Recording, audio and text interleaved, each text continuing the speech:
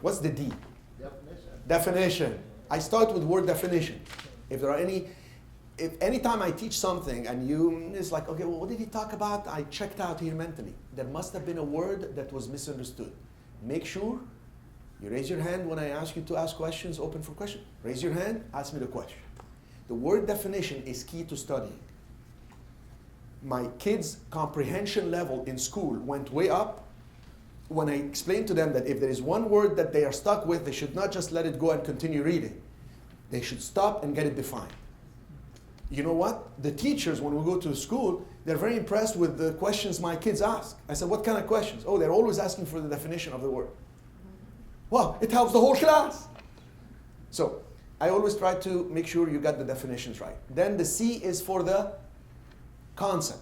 So what's the concept about discount notes? What's the concept of syndication? Why was it created? What's the idea behind it? Why do people syndicate? It's a concept. So first the definition, the words. Then the concept.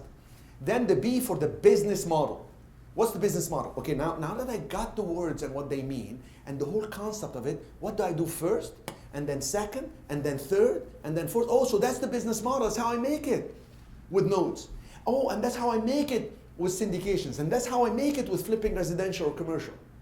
Because the more business models you have, the more opportunities and creativity you will have.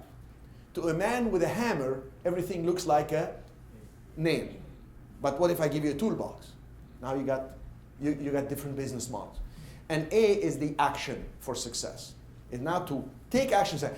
I've seen events where people are talking a lingo nobody understands. Take it from escrow, make sure the title company puts you in the first lien position, discount the notes, sell it, and then get the cash flow secured against the property that's going to be in. And the person's like, okay, what was escrow? What the discount of? What is this guy talking about? And he says, you're not taking action because you're idiots.